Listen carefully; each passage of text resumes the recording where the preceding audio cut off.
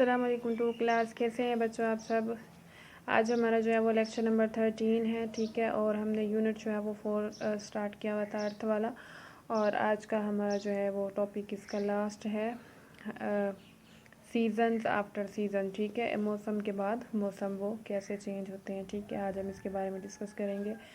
तो इसमें आप देखें, आपको पता है कि अर्थ जो है वो सन के अराउंड मूव करती है, ठीक है।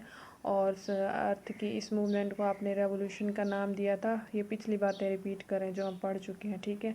और उसके बाद वो कहता है अर्थ जो होती है आपकी एक सेट पाथ में मूव करती है, ठीक है। एक उसका स्पेसिफिक पाथ होता है जिसमें वो मूव करती है, इधर उधर नहीं जाती।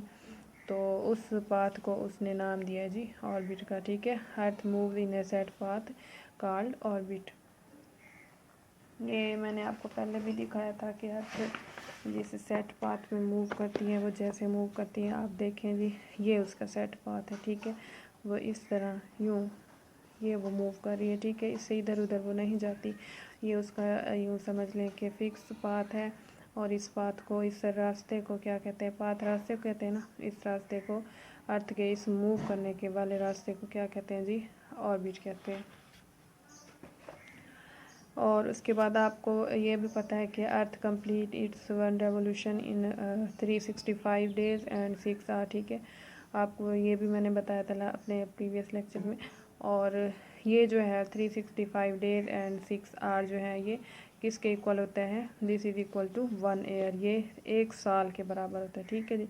उसके बाद कहते हैं revolution of the earth season sorry causes changing off season on earth. अब वो कहते हैं ये रेवोल्यूशन ऑफ द अर्थ जो है, यानी कि अर्थ की मूवमेंट जो है सन के अराउंड, ठीक है, उसकी वजह से ही आपके जो मौसम होते हैं ये तब्दील होते रहते हैं, ठीक है। और वो कैसे होते हैं, we have 4 season during a year which are, वो कहते हैं हमारे पास 1 साल में यानी कि 365 डेज़ में आपके पास कितने सीजन्स होते हैं जी, 4, ठीक है। फर्स्ट है स्प्रिंग, ठीक है। वो कौन कौन से मंथ उसमें इन्वॉल्व होते हैं जी, यानी कि मौसम बहार जिसे हम कहते हैं, उसमें मार्च है, उसमें अप्रैल है और उसमें मई है, ठीक है। और उसके बाद जी आ जाती हैं आपके पास समर। समर गर्मियों को कहते हैं, ठीक है। और उसमें कौन कौन से मंथ हैं, जून, जुलाई एंड अगस्त, ठीक हो गया। उसके बाद आ जाता है आपके पास आटम। आटम किसे कहते हैं जी, खिज़ा को कहते हैं। और उसमें क्या आ जाता है आपके पास, मंथ कौन कौन से हैं, सितंबर, अक्टूबर एंड नवंबर, ठीक हो गया। और नंबर 4 पे जो आपके पास सीज़न है वो है विंटर, ठीक है, सर्दियों को कहते हैं। उसमें कौन कौन से मंथ आते हैं, दिसंबर, जनवरी एंड फरवरी, ठीक हो गया। ये हमने बातें डिस्कस की कि सीज़न जो है वो, पहले हमने ये देखा कि ऑर्बिट किसे कहते हैं, ठीक है। और बाकी हमने वो जो पहले बातें डिस्कस कर चुकी थी, आज हमने उन्हें रिवाइज़ किया थोड़ा सा। उसके बाद हमने कहा कि आपके पास जो सीजन्स होते हैं वो अर्थ की रेवोल्यूशन की वजह से होते हैं। आपने देखा कि सीजन्स कितने होते हैं, आपके पास 4 होते हैं, स्प्रिंग, समर, ऑटम, विंटर। और फिर आपने उसके उनके मंथ भी जो है वो साथ में बताए कि कौन कौन से होते हैं, ठीक है।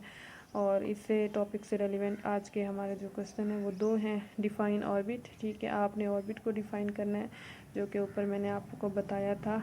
आपने यही इसके आंसर में लिखना है, ये वाला, ठीक है। ये लाइन आपने लिखनी है, earth moves in a set path called orbit, ठीक है। आपकी ज़मीन जो है एक मखसूस जो है वो रास्ते में हरकत करती है, और इस रास्ते को उसने ऑर्बिट का नाम दिया, ठीक है। फर्स्ट वाले क्वेश्चन का कौन सा आंसर है, earth moves in a set path called orbit, ठीक हो गया जी। नेक्स्ट देखिए मेरे पास है question, list the seasons of the year with their month, ठीक है। वो कहता है साल के ना आपने वो मौसमों के नाम लिखने हैं, लेकिन उनके महीने भी साथ साथ लिखने हैं, ठीक है। इसका आंसर यहाँ से है, ये जो 4 हमने सीज़न लिखे हैं अभी, स्प्रिंग, समर, ऑटम, विंटर, ठीक है। और साथ में उनके मंथ भी जो मैंने आपको अभी पढ़ के भी बताए हैं, ठीक है। ये 2 क्वेश्चन आपने करने। आज हमारा ये चैप्टर एंड हो गया। नेक्स्ट फिर हम इसकी एक्सरसाइज करेंगे। आपने अब होमवर्क में जो लिखना है ना क्वेश्चन, वो कौन सा है जी, डिफाइन ऑर्बिट वाला, ठीक है। पहला क्वेश्चन आपने होमवर्क में लिखना है और याद आपने दोनों करने हैं, ठीक है। होमवर्क आपने फ्राइडे को सबमिट कराना है। अल्लाह हाफिज़।